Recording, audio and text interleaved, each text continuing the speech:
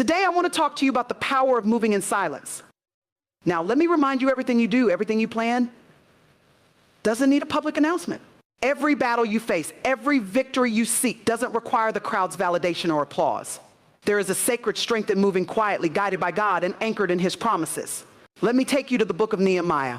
When Nehemiah felt the burden to rebuild the walls of Jerusalem, he didn't jump on the first platform to share his plans.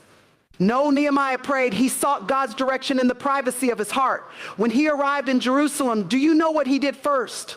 He inspected the broken walls alone in the silence of the night. No fanfare, no announcements, just him and God. Why? Because Nehemiah understood that not everyone will understand your mission. Not everyone will celebrate what God has called you to do. In fact, some will mock, others will doubt, and still others may actively work against you. But when you move in silence, when you allow God to direct your steps instead of people's opinions, you safeguard the sacred.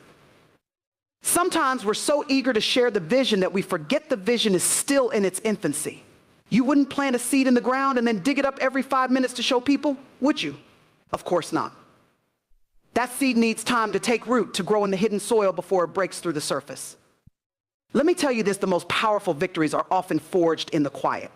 The battles you fight on your knees, the strategies whispered in your spirit by the Holy Spirit, the patience to wait on God's timing, these are the moments that prepare you for public impact. When you move in silence, you don't just protect the vision, you protect your heart. You shield yourself from unnecessary distractions and discouragement. And when God finally brings the vision to fruition, it will be undeniable that it was him, not your charisma, not your connections, not your cleverness, just him. So what does this look like practically? Pray first, act second. Before you share anything with anyone, take it to God. Let him clarify the vision and refine your motives. Discern your audience.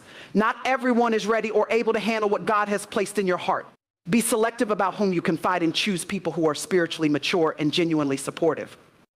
Trust the process. Just because no one sees the work doesn't mean the work isn't happening. Stay faithful in the hidden seasons because that's where God does his greatest work in you. Let me close with this. Moving in silence isn't about secrecy for secrecy's sake. It's about alignment with God.